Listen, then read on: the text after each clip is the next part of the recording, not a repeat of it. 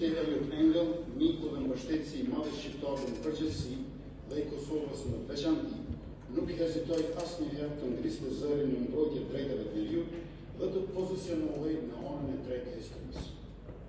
Për më tepër, ai avokoi dhe u angazhua pa u kursyer që të drejtët të triumfojnë.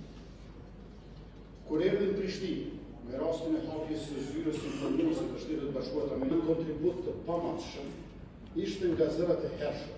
Tregoi vetë me 4 korrik 2019, në ditën kur preu shiritin e ndërtesës së re e moderne të ambasadës së Shtetit Bashkuar Amerikës në Kosovën e Veriut dhe Kafër. Kjo bindje është shprehur 3 dekada më parë, kur Kosovës I mungonin zëra si Engel, është dëshmi që përveç rrethonave politike, ai njihte të drejtën historike të shqiptarëve të Kosovës për të pasur një shtet.